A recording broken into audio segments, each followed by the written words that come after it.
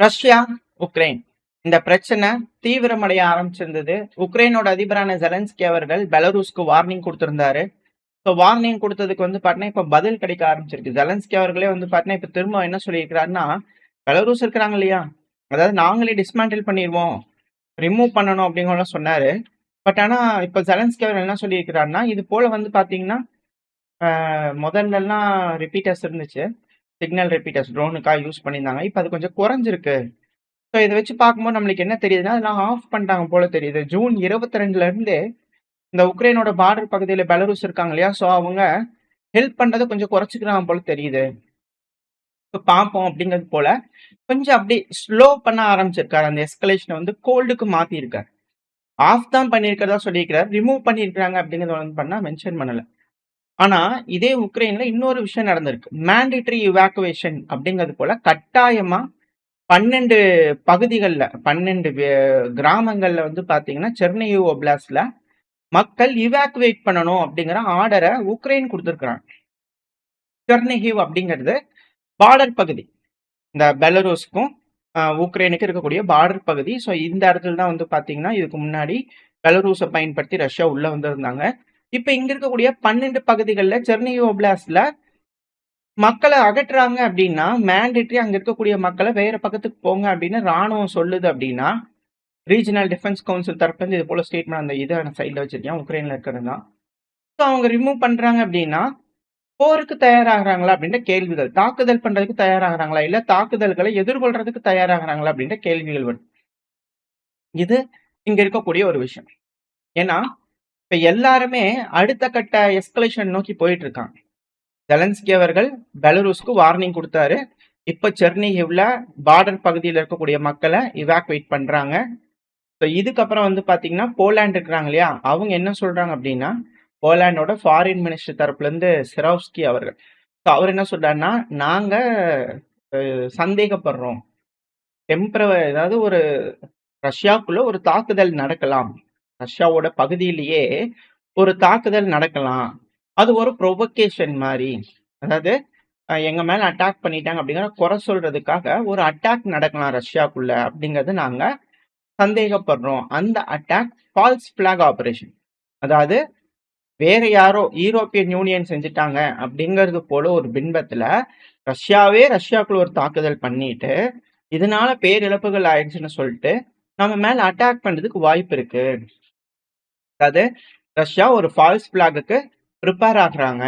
ஏன்னா அவங்க புதுசா இன்னொரு நாட்டு மேல போர் தொடுக்கிறத ஜஸ்டிஃபை பண்றதுக்காக, நியாயப்படுத்துறதுக்காக, அந்த அக்ரஷனை நியாயப்படுத்துறதுக்காக இது போல செய்யறதுக்கு வாய்ப்பு இருக்கு அப்படிங்கிறது போல பாத்தீங்கன்னா அவர் தரப்பு செய்திகள் வந்துருக்கு. மீடியாக்கள் முன்னாடி சொல்லும் போது சந்தேகங்கள் வலுவடைய ஆரம்பிச்சிருக்கு. ரஷ்யா அடிக்க போறோம், ப்ரிப்பேர் ஆகிக்கிறியா அப்படிங்கறத பண்ண சொல்ற மாதிரியான ஒரு செய்தியா.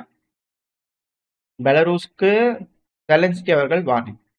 போலாண்ட் ரஷ்யாவுக்குள்ள அட்டாக் நடக்க போகுதுன்றத ஒரு இன்ஃபர்மேஷனா இல்ல ஃபால்ஸ் பிளாக் ஆபரேஷன் நடக்குன்னு சொல்றாங்களா அப்படிங்கிறது போலது. இதே போல ரஷ்யா போலாண்டுக்குள்ள ஒரு ஃபால்ஸ் பிளாக் ஆபரேஷன் நடக்குது, எங்களுக்கு சந்தேகமா இருக்கு, பெலரூஸ்க்குள்ள அட்டாக் பண்ணதுக்கு ஒரு ஜஸ்டிபிகேஷனுக்கா எப்படி கொடுக்குறாங்கன்னு சொல்லியிருந்தாங்கன்னா எப்படி இருந்திருக்கும்?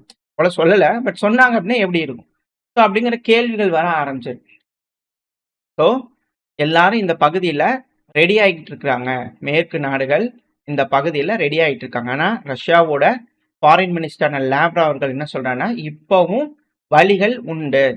இந்த உக்ரைன் பிரச்சனைய பேசி தீர்க்கறதுக்கு பொலிட்டிக்கலாவும் டிப்ளமேட்டிக்கல் மீன்ஸுக்கும் வழிகள் இருக்கு. ஆனா ரஷ்யாவான நாங்க டெம்பரவரி சொல்யூஷனுக்கு ஒருபோதும் ஒத்துக்க மாட்டோம். எங்களுக்கு பர்மனண்டான ஒரு ரிசால்வ் பண்ணக்கூடிய ஒரு சொல்யூஷன் தான் வேணும் இந்த உக்ரைன் கிரைசிஸ்ல. Representatives of European Union council head இருக்கிறாங்க இல்லையா, தலைமை பொறுப்புல இருக்கக்கூடிய நபர்கள் இருமுறை மாஸ்கோவை கான்டாக்ட் பண்ணியிருக்காங்க ரெப்ரசன்டேட்டிவ்ஸ. பேச்சுவார்த்தைக்கு யூரோப்பியன் யூனியன் கவுன்சில் இனிஷியேட் பண்ணியிருக்காங்க. பாரிஸ் பேச்சுவார்த்தைக்கு ரெப்ரசன்டேட்டிவ்ஸ நெகோசியேஷன் பண்றதுக்கு மாஸ்கோ கிட்ட ஒரு ரெக்வஸ்ட சென்ட் பண்ணியிருக்காங்க. ஸோ பிரான்ஸ் பேச்சுவார்த்தைக்கு அனுப்பியிருக்காங்க. லண்டன், யூகே இவங்களும் மெசஞ்சர்ஸை அனுப்பிச்சிருக்காங்க அப்படிங்களா லாவ்ரோவ் அவர்கள் சொல்றது. யூரோப்பியன் யூனியன் நாடுகளும் ரஷ்யாவும் பேச்சுவார்த்தையை ஆரம்பிக்க போறாங்க. ரஷ்யாவான நாங்க எல்லா பேசுறதுக்கு பார்த்தா நெகோசியேஷன் உக்ரைனை பத்தி பேசுறதுக்கு ஓகே, நாங்க பேச தயாரா தான் இருக்கோம். ஆனா அது சீரியஸா இருக்கணும். ப்ரொபோசல்ல சீரியஸானதா இருக்கணும் டேபிள் மேல. அது மட்டும் இல்லாம சும்மா நம்பிக்கையின் அடிப்படையில யாரும் வந்துராதீங்க. ரஷ்யாவான எங்களுக்கு யார் மேலயும் நம்பிக்கை கிடையாது. நெகோசியேஷன் பண்றதுல உக்ரைனோட நம்பிக்கைன்றத தூக்கிட்டு வந்துராதீங்க. நம்பிக்கையின் அடிப்படையில எதுவும் செயல்படாது. செயல்களின் அடிப்படையிலே செஞ்சுக்கலாம். சரிங்களா? அப்படிங்கிறது போல லாவ்ரோ அவர்கள் ரொம்ப கட் அண்ட் ரைட்டா கிளியரா பேசுறார். ஸோ மாஸ்கோ அமெரிக்கா கிட்ட இருந்து எந்த ஒரு ரெஸ்பான்ஸும் கிடைக்கல. அதாவது ஆளுகின்ற அரசாங்கம், ரஷ்யாவோட ஆளுகின்ற அரசாங்கத்துக்கு அமெரிக்கா கிட்ட இருந்து எந்த ஒரு ப்ரொபோசலும் வரல. ஏன்னா ரஷ்ய அதிபரான விளாடிமிர் புட்டின் அவர்கள் அலாஸ்கால வச்சு ட்ரம்ப் அவர்கிட்ட ஒரு ப்ரொபோசல் கொடுத்தார் இல்லையா, அது கூட ட்ரம்ப் அவர்கள் செய்யலாம்னு சொன்னார் இல்லையா. ஸோ அதை பத்தின எந்த ஒரு விஷயமும் இப்ப நடக்கிற மாதிரி தெரியல. ஸோ அடுத்தது வந்து பாத்தீங்கன்னா நடக்க இருக்கு பேச்சுவார்த்தை. விட்டாஃப் அவர்கள், குஷ்னர் அவர்கள் இவங்களாம் வரையிட்டு இருக்காங்க ரஷ்யாவுக்கு. ஸோ அதை எதிர்நோக்கி இருக்கு.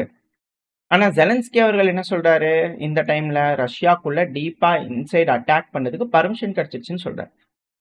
கொடுத்துட்டாங்க அமெரிக்கா அப்படிங்கிற சொன்னாங்க.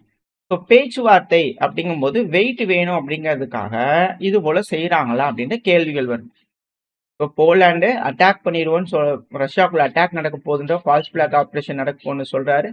உக்ரைன் இப்படி சொல்றாங்க. ஸோ லாவ்ரோ அவர்கள் பேச்சுவார்த்தை நடக்கிறதுக்கு எல்லாரும் ரெக்வஸ்ட் கொடுத்துருக்காங்க அப்படிங்கிறத சொல்லும்போது பேச்சுவார்த்தைக்கு போறதுக்கு முன்னாடி ஒரு மிரட்டலை கொடுத்துட்டு போறாங்களா அப்படின்ற கேள்வி. ஸோ இது இங்க இருக்கக்கூடிய ஒரு விஷயம். At the same time European யூனியன்ல இருக்கக்கூடிய தலைவர்களுக்கு ஒரு அழுத்தங்கள் கொடுக்கணும் இல்லையா. ஸோ அதுக்கான விஷயங்கள் நடக்குது. ஏன்னா ரொம்ப போய் யானை வேணும் குதிரை வேணும்லாம் கேட்டுறாதீங்கப்பா. நியாயமா கேளுங்க. போய் இந்த தடவை பேச்ச பிரச்சனையை தீர்க்கிற மாதிரியான ஒரு மைண்ட் செட்ல போய் பிரச்சனையை தீர்த்துட்டு வாங்க.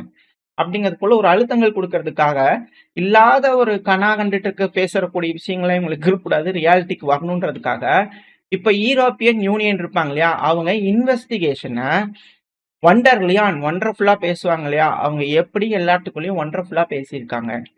ஜெலன்ஸ்கி அவர்கள் உக்ரைனை பத்தி இவங்களெல்லாம் பத்தி யூரோப்பியன் யூனியன் தலைவர்கள் கிட்ட வண்டர்லா அவர்கள் ஒண்டர்ஃபுல்லா எப்படி பேசியிருக்காங்க அப்படிங்கறத வந்து பாத்தீங்கன்னா கான்வர்சேஷனை ரிலீஸ் பண்ணணும் அப்படிங்கிறது போல ஒரு மீடியா பெர்லிங்கர் அப்படிங்கிறது போல ஒரு மீடியா வந்து பார்த்தீங்கன்னா சொல்லியிருக்காங்க. இது போல விஷயங்கள் நடந்துட்டு இருக்கு, இன்வெஸ்டிகேஷன் போயிட்டு இருக்கு. எதுக்கான யூரோப்பியன் யூனியனோட ஹெட் இருப்பாங்க இல்லையா, ஸோ அவங்களோட டிப்ளமசி எந்த மாதிரி இருக்கு, எப்படி பேச்சுவார்த்தை நடத்துறாங்க, மேக்ரான் அவர்கள்கிட்ட, மெலானி அவர்கள்கிட்ட, ஸ்டார்மர் அவர்கள்கிட்ட, ஜெலன்ஸ்கி அவர்கள்கிட்ட, வண்டர்லா அவர்கள் ஒண்டர்ஃபுல்லா பேசினது எப்படி அப்படிங்கிற அந்த சாட் ஹிஸ்டரியை வெளியிடணும். ட்ரம்ப் அவர்கள்கிட்ட எப்படி ஸ்ட்ராட்டஜைஸ் பண்ணலாம், என்ன மாதிரி பேசலாம், எப்படி அணுகணும் அப்படிங்கிற பல்வேறு வியூகங்களை வந்து பார்த்தீங்கன்னா பேசியிருப்பாங்க இல்லையா. ஸோ அதை இன்வெஸ்டிகேஷன் கமிட்டி, யூரோப்பியன் யூனியனோட இன்வெஸ்டிகேஷன் கமிட்டி அதை டிரான்ஸ்பரன்சி ரூல், அதாவது என்ன நடந்தாலும் அப்படியே வெட்ட வெளிச்சமா நாங்கள் துறவெளி புல்வெளி கழகம் அதை நாங்கள் பின்பற்றுறோம் அப்படிங்கிறது போல ஃபாலோ பண்ணி அதை வந்து பண்ண நடக்கிறத மூடி மறைக்காம மக்கள் கிட்ட உள்ளது உள்ளபடியே இதுதான் நடந்திருக்குன்றது காட்டுவாங்க. இது எப்படி அமெரிக்கா மாதிரி எல்லாத்தையும் சொல்றேன்னு கருப்பு லைன் வச்சு எல்லாம் அடிச்சு தந்துருவாங்களா அப்படின்ற கேள்வியில் ஒரு சைடு இருந்தால், பட் இருந்தாலும் டிரான்ஸ்பரன்சியா கொடுப்போம் அப்படிங்கிற அந்த சட்டம் அது வயலேட் பண்ணப்படுதா அப்படிங்கிறது போல. ஏன்னா இதெல்லாம் வந்து கொடுக்கல அப்படின்னா, இதெல்லாம் பண்ணல அப்படின்னா, சார்ட்டஸ் எல்லாம் கொடுக்கல, என்ன நடக்குதுன்றதெல்லாம் காட்டல அப்படின்னா டீடைன் பண்ணிடுவாங்க. ஸோ அந்த ஆக்சஸ் எல்லாம் வந்து பண்ணா அவங்க ஒண்டர்லா அவர்கள் டீடைன் பண்றாங்களா இல்ல அவங்கள டீடைன் பண்றாங்களா அப்படிங்கிற ஒரு கேள்விகளே வர ஆரம்பிச்சு. ஸோ யூரோப்பியன் கமிஷன் வந்து பார்த்தீங்கன்னா எக்ஸ்பிளைன் பண்ணியிருக்காங்க, இது போல இன்வெஸ்டிகேஷன்லாம் பண்ணுங்க, எல்லாம் ஓகே தான். ஆனால் இந்த சாட் ஹிஸ்ட்ரியில் நீங்கள் வெளியே விட்டீங்க அப்படின்னா உலகத்தில் இருக்கக்கூடிய பல நாடுகளோட நம்மளோட இன்டர்நேஷனல் ரிலேஷன் பாதிப்படையும்.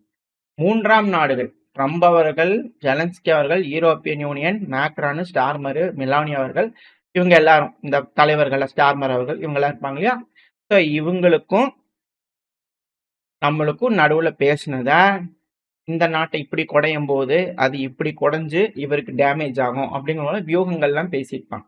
இந்த மாதிரி இந்த நாட்டுக்கு குடைச்சல் கொடுத்தோம்னா அவங்க இப்படி போய் அவங்களுக்கு குடைச்சல் கொடுப்பாங்க இல்லையா அப்படிங்கிறது போல வியூகங்கள் பேசியிருப்பாங்க. இப்போ அதெல்லாம் வெளிவிட்டீங்கன்னா மூன்றாம் நாடுகளோட ரிலேஷன்லாம் படு மோசமடைஞ்சிடும். பார்த்துட்டு பண்ணுங்க. நீங்களா முடிவெடுத்து பண்ணீங்க வெளிவிட்டீங்கன்னா அப்புறம் மூன்றாம் நாடுகள் பாதிப்படைஞ்ச அதுல இருக்கக்கூடிய நாடுகள்லாம் வந்து பார்த்தீங்கன்னா நாளைக்கு நம்ம கிட்ட பார்த்தா பழகுவாங்க, பார்த்துக்குங்க அப்படிங்கிற மிரட்டல்கள் யூரோப்பியன் கொடுத்துருக்க வச்சு பார்க்கும்போது இவங்க ஏதோ நாடுகள்ல குடையறதுக்கான வேலைகள் பார்த்துருப்பாங்களோ அப்படிங்கிற கேள்விகள் வருது. ஸோ ஜியோ பாலிட்டிக்கல் மூவ்ஸ் ரொம்ப வேகமா இருக்கு. யூரோப்பியன் யூனியன்ல இருக்கக்கூடிய தலைவர்களுக்கே வந்து பார்த்தீங்கன்னா அழுத்தங்கள் கிடைக்க ஆரம்பிச்சிருச்சு. ஸோ பேச்சுவார்த்தை அப்படிங்கிறது ஒரு சைடு ஓப்பன் ஆயிருக்கு, அடுத்தது எஸ்கலேஷனுக்கு ஒரு சைடு ஓப்பன் ஆயிருக்கு. ஸோ அமைதியா பேசிக்கிட்டாங்கன்னா பரவாயில்ல. அப்படி இல்லன்னா பெரும் சிக்கல் தான் அப்படிங்கிற மாற்று கருத்துல போருக்கும் தயாராயிட்டு இருக்காங்க, ஆயத்தமாயிட்டு இருக்காங்க ஒரு ஸ்டைல் அப்படிங்கிற மாற்று கருத்துல. ஓரளவுக்கான தகவல்கள் இந்த பதிவுல பார்த்திருப்போம். இதோட இந்த பதிவை முடிச்சுக்கலாம். இந்த பதிவு எப்படி இருந்துச்சு உங்களுக்கு பிடிச்சிருக்கா? பிடிச்சுன்னா லைக் பண்ணிட்டு உங்களுக்கு நம்மள ஷேர் பண்ணிக்கோங்க. அது கூடயே மறக்காம நம்ம சேனல சப்ஸ்கிரைப் பண்ணலாம், மறக்காம சப்ஸ்கிரைப் பண்ணிக்கோங்க. அப்பதான் நம்ம போடக்கூடிய வீடியோக்களை வச்சு யூடியூப் 4 பேத்துக்கு ப்ரோமோட் பண்ணும். உங்களோட அன்பு ஆதரவு எனக்கு எப்போ இருக்கும்னு நம்பிக்கையில அடுத்த பதிவுல உங்களை சந்திக்கிறேன். Stay safe. பை.